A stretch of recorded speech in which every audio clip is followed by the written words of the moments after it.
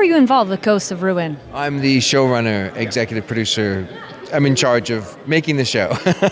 Nice. Well, that is quite a task. Tell me a little bit about the show and why should fans check it out? There's a lot of reasons, I think.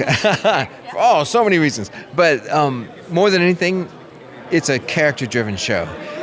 But also it has a lot of action and a lot of sort of darkness, like horror. We've got horror elements, but there's a lot of character. And I think that really, for me personally, that's what the kind of stories that I love, where the characters really sort of pull you into the world and keep you in the world, and then you really care about what happens to them. And so I think people should watch that. Also because we're dealing with topics of what happens when neuroreality, when gaming goes to the extent that what happens when your brain is physically jacked into a game, which is going to happen very soon, I think, sooner rather than later. We're almost there with the VR, but I think neuroreality is going to happen, and I think for us, we're a bit of a cautionary tale about how to be careful, like what could possibly go wrong, and so we had to play in that arena.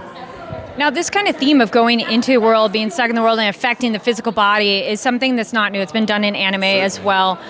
What do you think makes your show different, or what kind of different approach did you take to make it fresh? I think what we're dealing with the fact that the brain doesn't know the difference, and the fact that if the brain experiences trauma while playing the game, that trauma can have a direct impact on the mind, and they're suffering from PTSD and other elements that are really fracturing their psyches. And I think that's kind of what we're leaning into that sets us apart a little bit. Plus, we're we're moving into the territory of like, what is the mind without the body, and what happens if you completely separate the mind from the body, and the mind keeps existing in this environment. So. Would you play the game?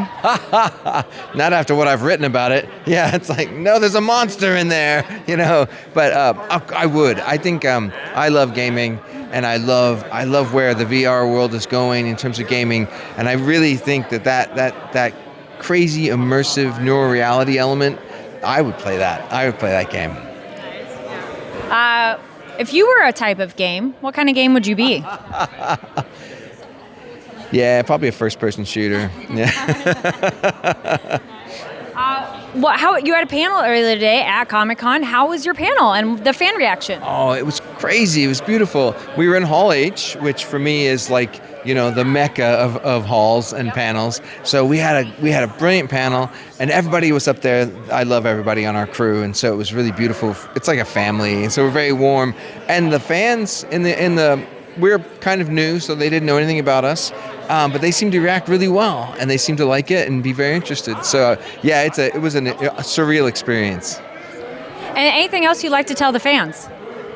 I just love Comic-Con. I really do. I've been doing this work for, I don't want to say how many years, but quite a few years. So I've been coming to Comic-Con for at least 2 decades, and this today and this year in Comic-Con in 2023, I love it. It's kind of like, it's like the old Comic-Cons where it was just about the fans, just about us, just about the people who really care about comics and stories and characters. It feels really sort of like coming home, and I really like it.